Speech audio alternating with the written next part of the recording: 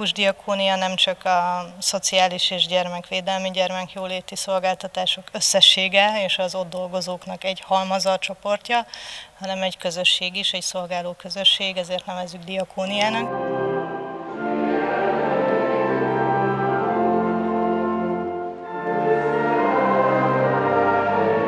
Fontos az, hogy egy évben legalább egyszer ebben a környezetben, ilyen környezetben, egy ilyen alkalmon összegyűjjünk és hálát adjunk egymásért, a szolgálatért és a mindennapi életünkért, munkánkért.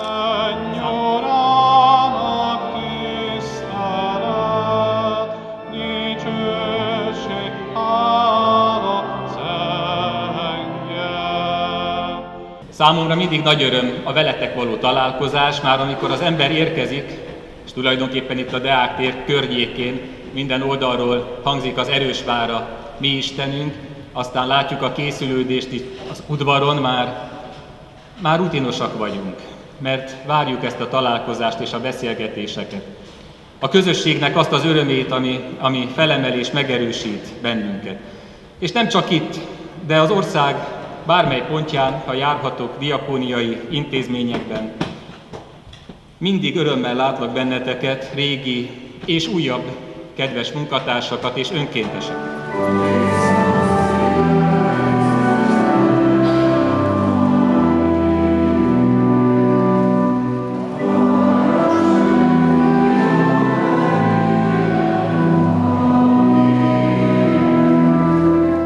A kiinduló pontja az a közösség, az úrvacsorai közösség, ahol azt éljük át, hogy Jézus Krisztus egyszeri nagy szolgálata, tehát az önfeláldozó szolgálata, amit a kereszten tett értünk, hogy az úrvacsorában a bor és a ostya színe alatt Krisztus meghív, vendégségbe hív.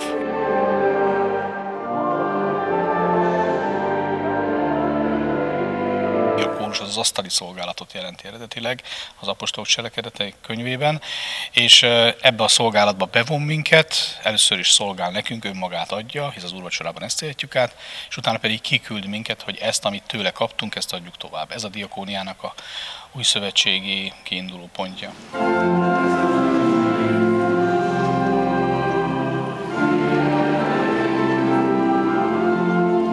Ilyenkor jutalmazzuk azokat a munkatársakat, akik a munkájukkal, hűségükkel, szolgálatukkal kiemelkednek a többiek közül, és példaként állhatnak előttünk. Minden évben a Diakóniai Bizottság dönt a jelölések alapján, hogy ki legyen az év diakóniai munkatársa, az év diakóniai önkéntese és az év diakóniai szponzora.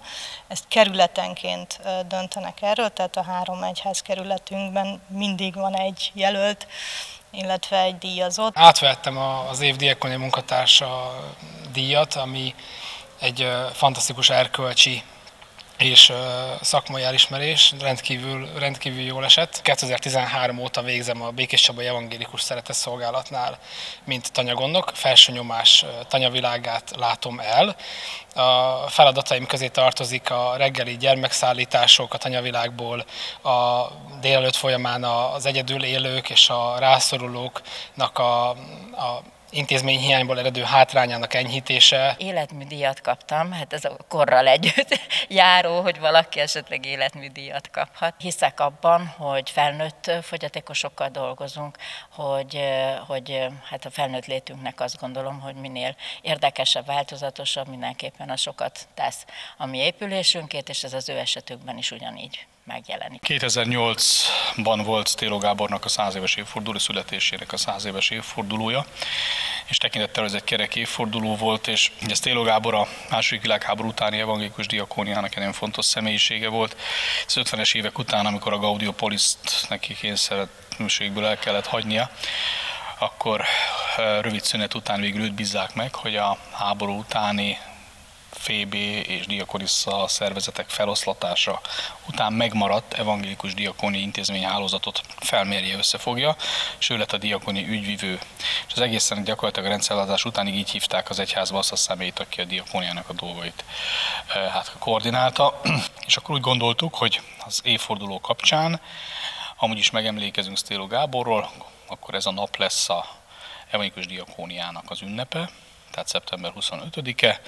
Elkészült ez a szobor is, amit a Deák téren van, ezért vagyunk a Deák téren, ahova várjuk a dolgozóinkat, ellátottak, a családtagokat, lelkészeket, mindenki, akinek fontos a diakónia ügye, egy nap egy kicsit ebben a legközösségben megmerítkezhet.